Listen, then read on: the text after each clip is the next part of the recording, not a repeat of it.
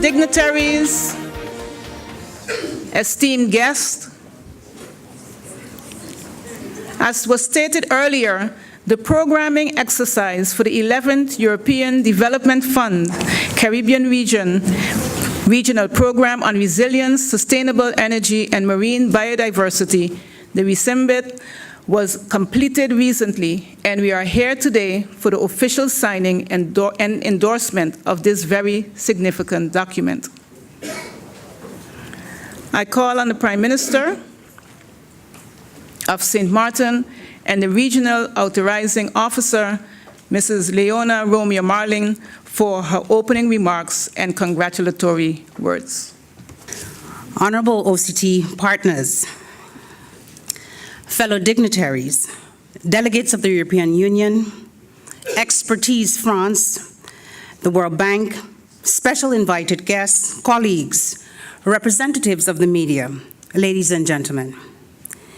It is a privilege and an honor to welcome all of you at this signing ceremony, launching a very important program for the region. This is certainly an auspicious occasion during which we officially sign and ratify the 11th EDF Caribbean Regional Program and the associated financing agreement with the European Commission. On such an occasion, we are delighted with the presence of the Director of Latin America and the Caribbean, Directorate General for International Cooperation and Development of the European Commission, Ms. Jolita Butke-Viciene. I would furthermore like to recognize the presence of our other representatives of the European Commission and those of Expertise France and the World Bank. This afternoon is highlighted by the signing of the financing agreement by the European Commission and St. Martin as the regional authorizing officer. The event furthermore serves as an opportunity for signing the endorsement of the financing agreement by all OCT leaders and representatives, signing of delegation agreement EU and Expertise France, and signing of the administration agreement EU and the World Bank. St. Martin is proud to be not only recipient of the envisioned program, but also that we can actively contribute to the execution thereof.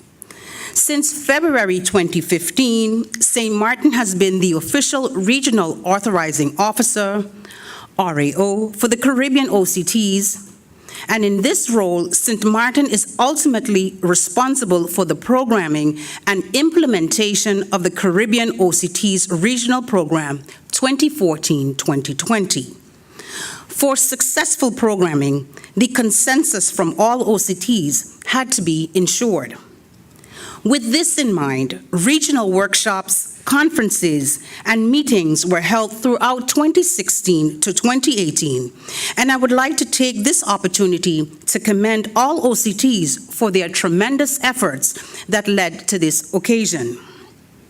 In June of this year, the final version of the action document of the 11th EDF Caribbean Regional Program was submitted to the European Commission for approval. On September 28th, the ratification of the program was provided by the European Commission. The 12 Caribbean OCTs have agreed with the European Commission that the 40 million euros earmarked for the 11th EDF regional program will focus on sustainable energy and marine biodiversity. Furthermore, in the wake of the hurricane season of 2017 that left a number of OCTs with extensive damages, it was agreed to include a vital component on enhancing resilience to extreme recurrent natural events. It was recognized that, though not all OCTs are vulnerable to hurricanes specifically, we are all at risk of natural disasters such as heavy rainfall, earthquakes, or volcanic eruptions. At the same time, we can acknowledge that one type of disaster may be more frequent, and as such, the OCTs have shown their unity by allocating a significant percentage of the funding to a component that may not benefit every individual OCT evenly. In a global context, this program is important for the implementation of the Social Development Goals Agenda 2030. In particular, 4 SDGs are covered. These SDGs 14, Life Below Water, SDG 11, Sustainable Cities and Communities, and SDG 7, Affordable and Clean Energy. It is reassuring to note that it does not include that very important secondary SDG 13, which calls for climate action. Our efforts will not end with the signing, as we will now be charged with the implementation of the program and its related activities. I am happy to see that 2 professional institutions will aid us in this. Expertise France will be the managing organization for the program and was selected based on a competitive proposal. The selection was endorsed by the Caribbean OCTs during their regional meeting in Bonaire, November 2017. Secondly, the indirect management by the World Bank as a leading financial institution is in accordance with the EU articles applicable to the specific situation of the OCTs and is supported because of their experience in the region. From tonight, St. Martin looks forward to our continued regional cooperation, and I am positively looking forward to the first semester of 2023 when evaluation and audit services will be conducted. In the meantime, I would like to again express my sincere gratitude for all those that put hard work into bringing the programming stage to a successful end. With this being said, I am confident we will put the implementation stage to a successful conclusion as well. On behalf of the Government of St. Martin, I wish you all success with the implementation of the program, and I thank you very much for your attention.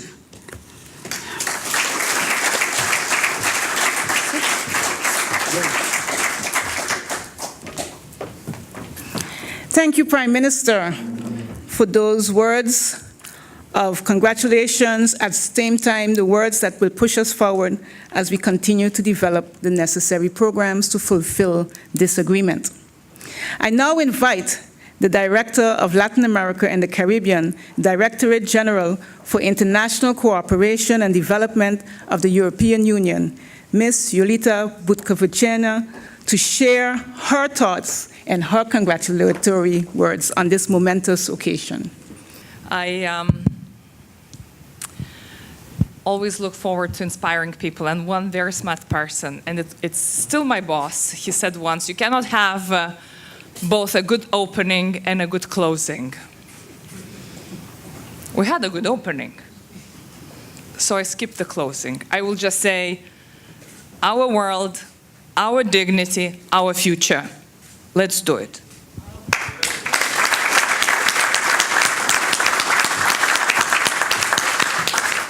Our world, our dignity, our future. Thank you very much.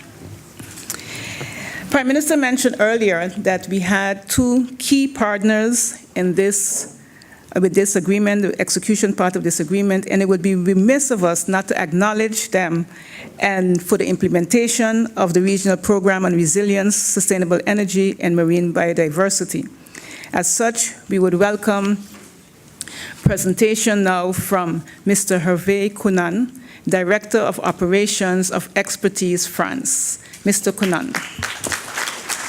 Honorable Prime Minister Leona Merlin-Moremeo, Excellencies, distinguished government representatives, distinguished colleagues from the European Union, ladies and gentlemen.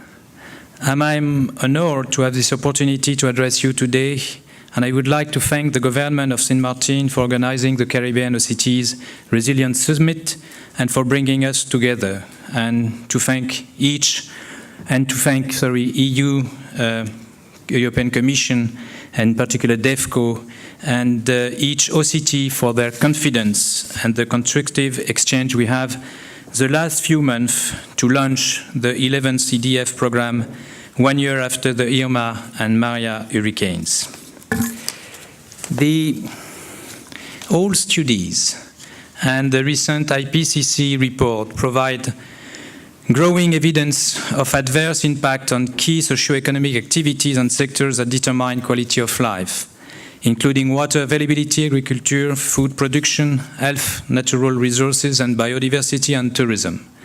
The cumulative impact is jeopardizing the attainment of regional development goals and will eventually slow the growth of Caribbean economies down.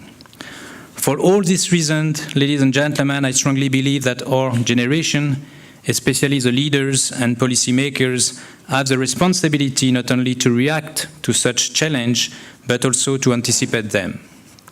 Thus, we need a paradigm shift toward a more sustainable development planning approach in highly vulnerable regions, and it is no clearer than ever that we can only address climate change collectively. This summit, Unite, Prepare and Adapt, could not have been better named. And this is exactly with the upcoming 11th CDF regional program, Resilience, Sustainable Energy and Marine Biodiversity, is such an important milestone.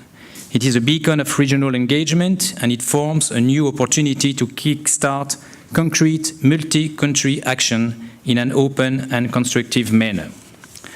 I will give you some few information on the program, which will be set up the next 5 years. As you see, it's, as you know, it's a 40 million euro. Around 37 million euro will be managed by Expertise France, 3 million by the World Bank for CRIF, and 0.3 million will be for the audit and evaluation that the Prime Minister expect for 2023 with, we hope so, a positive conclusion. The stakeholders, you are all there. It's the 12 Caribbean OCTs, and it's clear that if we are doing this, it's for the final beneficiary, which are the citizens, which are facing big issues with the climate change. The objective of the action have been defined collectively, and in particular with all the OCTs. And it's clear that the objective is to strengthen environmentally sustainable economic development in the Caribbean OCTs. You develop the key objective, and as the Prime Minister said, it's no three main objectives. The first one is to increase energy efficiency of infrastructure with high impact on energy consumption, which will be for an around amount of 10% of the budget. And the two other main components will be the improved protection and sustainable management of OCT's marine biodiversity for around 45%. And as it was said, we decide to include, during the last Bonaire summit by end of 2017, to include the resilience of Caribbean OCTs to adapt to extreme and recurrent natural events, and it's also for 45%, which is a major part of the program. Expertise France carried out the first pre-notification mission starting from May this year and visit all the Caribbean OCTs. Among the different findings, three main conclusions specifically emerged from the interview. Common challenges were cited from all OCTs, and we can say desertification, drought, invasive species, urban planning and housing, food resilience, integrated coastal zone management.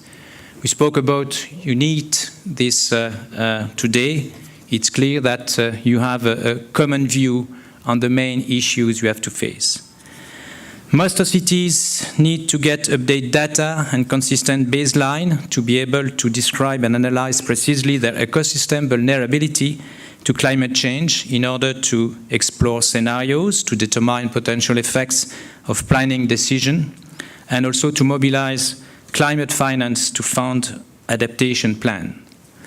And at the end, there is a need for a regional strategy document. Again, we are speaking about local, but also regional, and a will to have a common view of this, the different issues. So regional action plans have to be developed in order to ensure consistency among the activities to be supported by the action.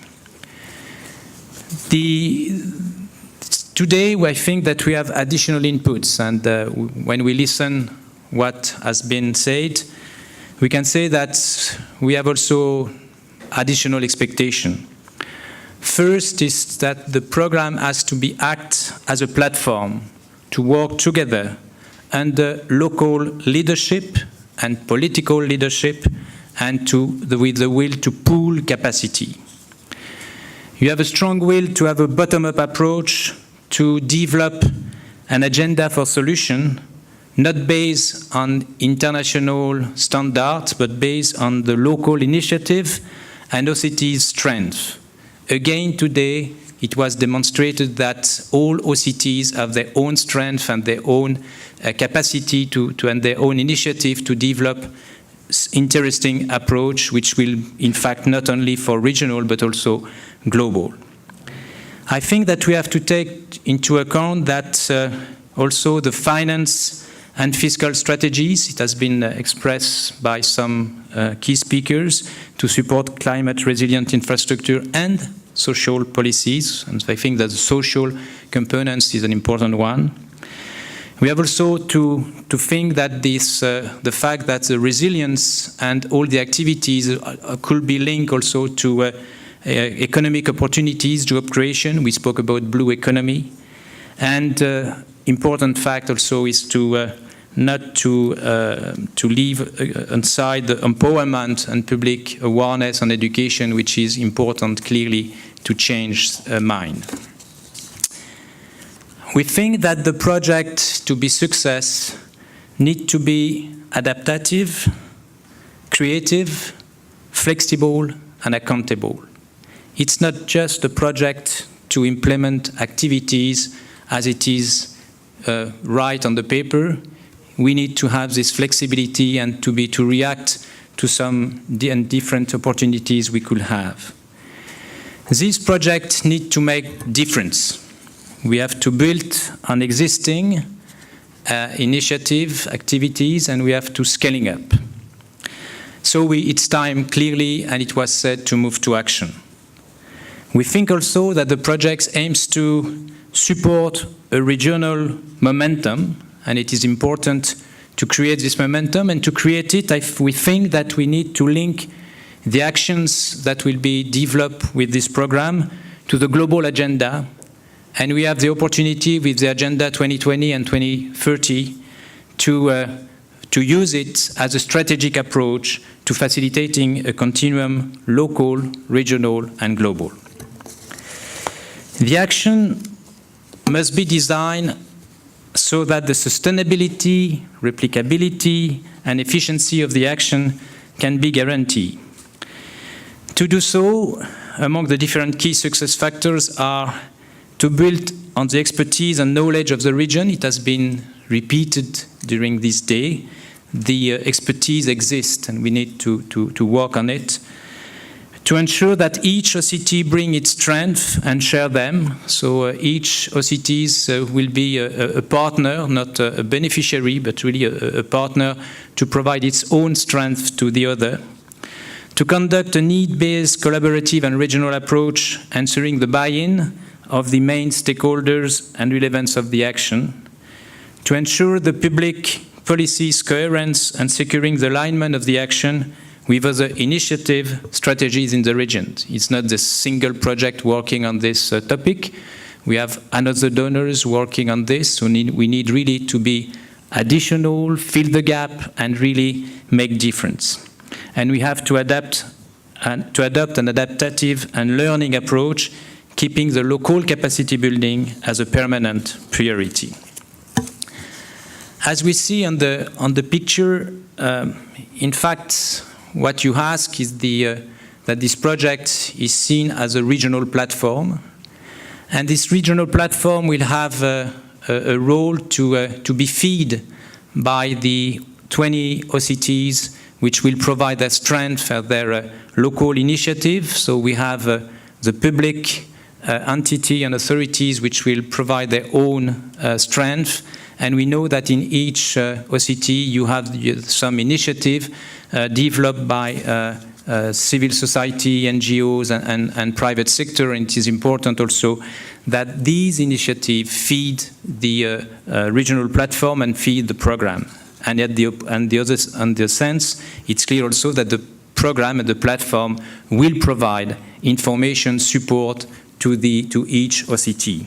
So it's a partnership approach, and it's clear that we think that it's relevant, and it was highly strong demand today. The methodology of the action, it will be a gradual and a step-by-step approach, and which will contribute to empower the local capacity and to scale up innovative and existing action. It will consist in 4 phases. The first, the inception phase, which will start very soon to setting up the management rule of the project and to have all the ingredients to be sure that the project will move smoothly and quickly. We have, as we said, to collect data, initiative for this agenda for solution, and the major OCT strength and support to the definition of a regional strategy. We have to support 2 regional and local initiatives carried out by public actors and non-state actors. So this support will be technical and financial support, and we will have to define collectively the best way to define and to select this initiative and this, we can say, success story we could build together. And we have to support to scaling up the processes, capitalizing on the lesson learned from the initiative in order to spread good practices and reinforce local and regional public policy. The project is for 5 years.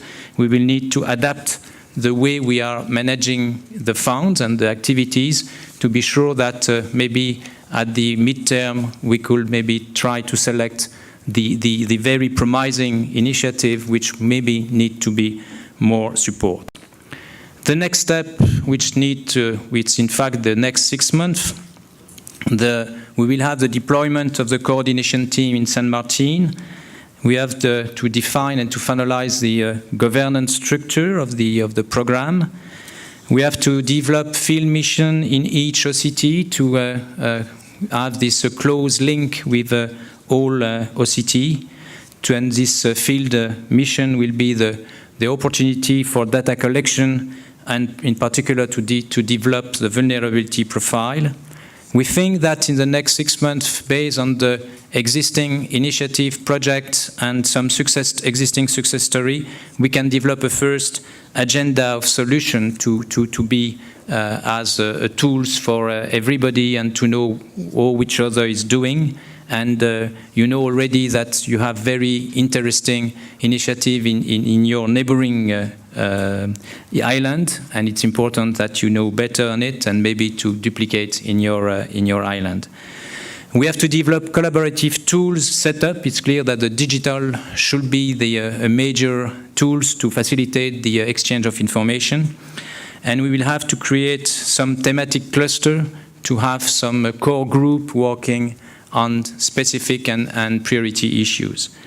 And maybe we have to think that to organize a first side meeting during the next OCTA summit, which will be, I think, in February or March in Papeete, and where all the OCTs from Caribbean will be there. So it will be an opportunity to organize a meeting dedicated for this project. To conclude and to based on this slogan of the day, unite, prepare, and adapt, I think that the meeting today demonstrates that you are a region and you are unite behind these big and important issues, which is the resilience to climate change. And I think that the objective is reached. We have to prepare, and it's our work to prepare the program, and it's what we will do right after this meeting to put everything on the good track to start quickly. And adapt, in fact, it's what we will need to do all along the project, to be flexible and to adapt our activities to the reality, to opportunities, to be sure that at the end you will have a regional policy, you will have a regional approach, and you will have all these activities, initiative, and program you are developing in your each OCT, which will feed this platform, the regional platform. Before to conclude, just a few key words for my for people who work a lot on this. Let me conclude by stressing the important role also of non-state actors, from academia, we have some today, to NGOs in all of this. Both in the implementation of the Paris Agreement and in achieving the SDGs, these actors have a particularly important role to play in a climate-resilient development through research, policy design, and knowledge sharing. Innovation and partnership will be key, with the private sector, civil society, and the scientific community's full involvement absolutely essential to the success of the action. I think we have a rare opportunity to rethink our economic model, to reinvent them in a way which is innovative, sustainable, and socially acceptable. Ladies and gentlemen, the Caribbean overseas countries and territories can count on full support from Expertise France, and I would like to thank Elodie and Alain, who are there, who really strongly has been strongly involved the last few months to prepare the program and to be ready today for this signature we will have just right now. Thank you very much for your kind attention. Thank you, Mr. Cunan, for your clear outline of the manner in which this project can move forward. We'd now like to call on Mr. Edouard Blanchette from the World Bank Group for his presentation. Thank you, SG. I invite also Mary Boyer to join me. She will actually talk over in a minute or so. But first of all, Madam PM, Madam Director, thanks a lot first in the name of the World Bank for selecting us, for choosing us, for implementing this part of the program, and congratulations for the challenge of the programming, because we know we've been working closely with Olivia and the team on how challenging it was to bring together all this programming. I come from a family of 8 children, and I know how it can be difficult to bring everybody around the table and agree on the program. And also, congratulations for managing to put disaster risk financing agreement, which is not like the sexiest topic sometimes you can imagine, on the programming. But I hope that we're going to manage to convince you how it is important for countries' agenda in OCTs. I'd like to thank also in particular the EU for long-standing partnership now, because we've been working together in disaster risk management and climate change adaptation for a long time, but in particular over the last 7-8 years, through the ACP Natural Disaster Reduction Program, for instance, which has allowed us to do some pioneering work, which Mary will outline very quickly, in the OCS countries, and also support to the CRIF, of course, in the creation about 10 years ago, and also in the expansion of CRIF to Central America. So thanks a lot for this long-standing partnership. It's actually our most important partner in the region. So without further ado, I will ask Mary to just present the work. She will be leading the technical work, so she will be your counterpart on day-to-day basis. And Mary, if you can take over, thank you. And just to mention that, of course, this work is a piggyback on what has been done in the Caribbean so far. Pioneering work in understanding, having government understand their financial exposure to disasters, and also pioneering work in having them understand what kind of tools and what kind of instrument they have at their disposal to manage such risk. Mary? Thank you, Edo, for the introduction. Honorable Prime Minister and dignitaries and esteemed guests, I'm very pleased to present this technical assistance to you, and I especially want to thank Mr. Jackson, Mr. Anthony, Mr. Familiar, and the Major this morning for doing the difficult work of really explaining what disaster risk financing is and its importance as a comprehensive part of disaster risk management. So I'll skip through a lot of the background of what DRF is and really get to the meat and potatoes of what this technical assistance is and what can it do for OCTs. So disaster risk financing is a key part of disaster risk management. It's planning ahead to access financing that can mitigate the impacts fiscal impacts and macroeconomic impacts, and also having policy and legal framework in place to make sure that those instruments operate effectively and cost effectively. So disaster risk finance is also a multi-stakeholder approach because the financial impacts of disasters affect different sectors of the economy and the society in different ways, not only impacting the government, but also farmers, business owners, homeowners, and most importantly, the most vulnerable. The government can take steps to mitigate those impacts on homeowners and farmers, for example, by making sure that the insurance regulator is helping the private sector to make products more accessible and affordable to policyholders, and especially for the most vulnerable, making sure that social protection schemes are able to be scaled up and responsive to disasters. There's also the important time dimension of financing. As you can see, a large part of financing is only to be deployed in the later reconstruction phase, but the small parts of financing that's needed immediately after disaster is needed very quickly, and you need to make sure that instruments are in place to rapidly deploy that funding. So bringing it back to the Caribbean, as we all know, Hurricane Maria last year caused damages in Dominica of over 226% of GDP. Dominica was fortunate enough to have a $20 million payout from CRIF. They had access to the contingent emergency response component from existing loans from the World Bank. They had other loans available. They had some immediate financing that was arranged through pre-planned processes, but it was very apparent that as 90% of their households, or homes rather, were impacted or destroyed, they really needed more responsive social safety nets. And so we've been working with Dominica to develop a better targeting mechanism and scalable social safety nets. But also in the region are the more recurrent, less severe disasters, like excess rainfall that might even cause annual flooding.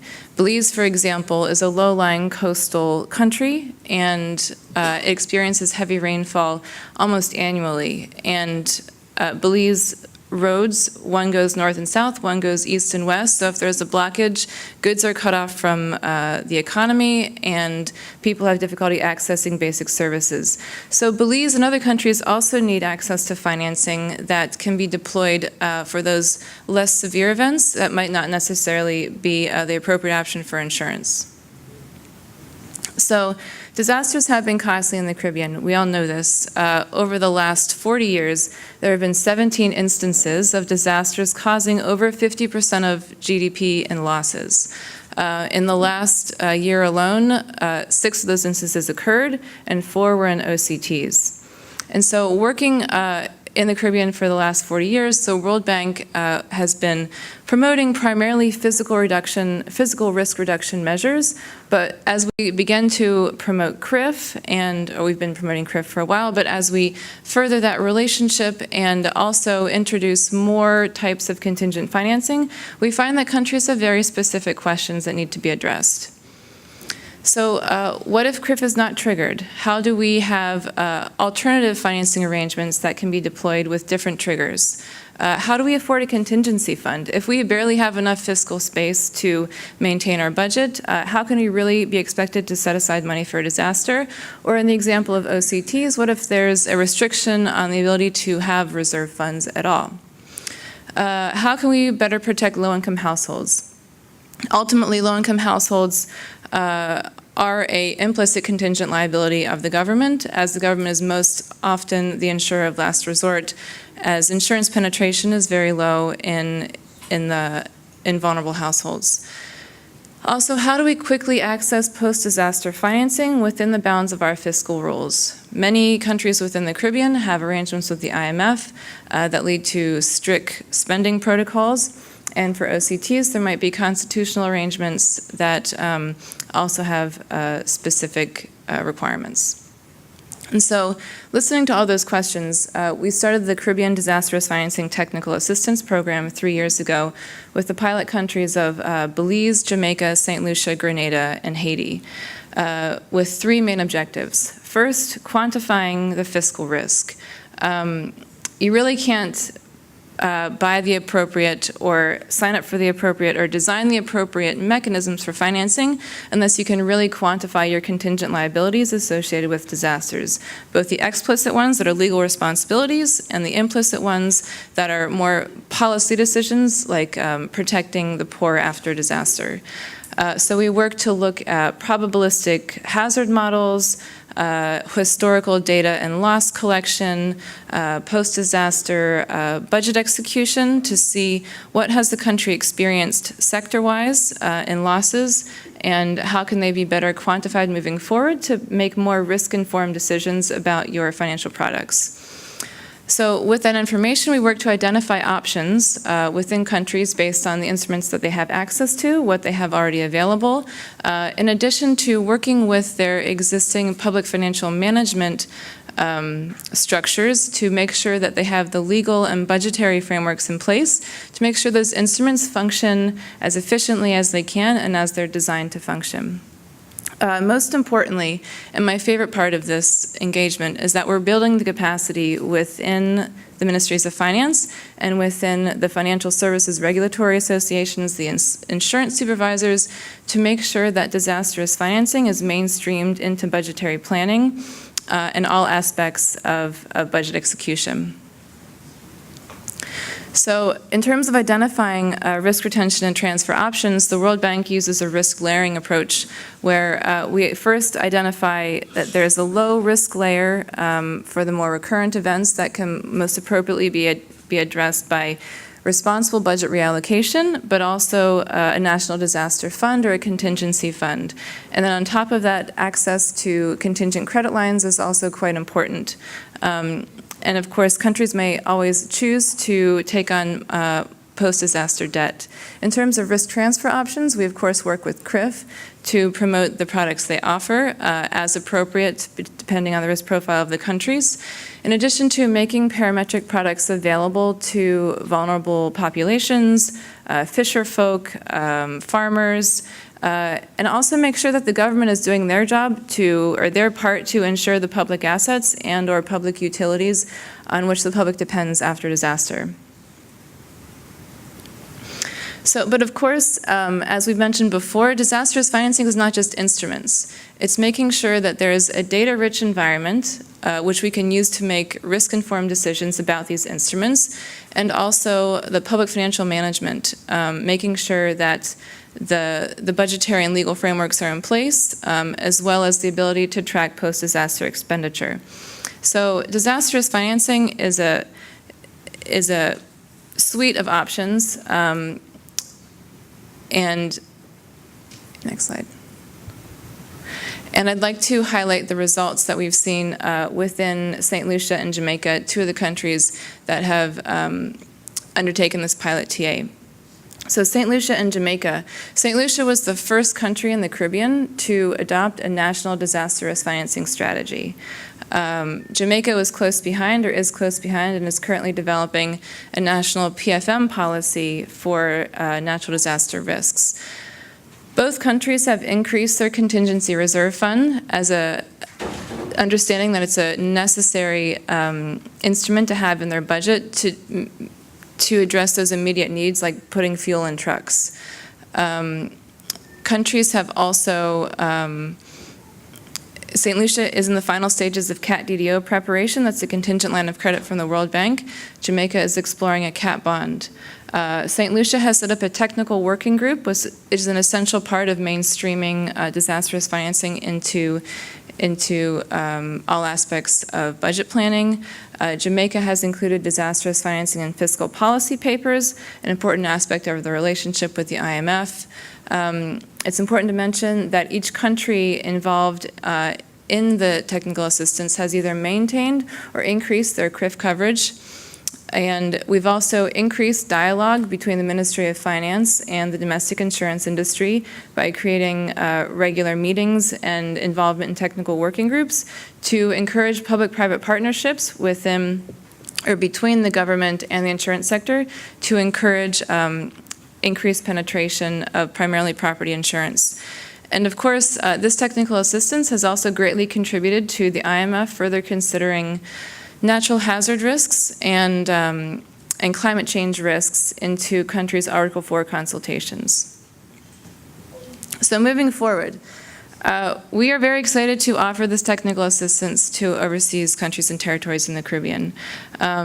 As a review, what we can do for the countries is go through and help you quantify your contingent liabilities, looking at historical disaster losses, analysis of post-disaster expenditure, and creating hazard probabilistic risk profiles for you, and walking you through how they can be used to better design instruments.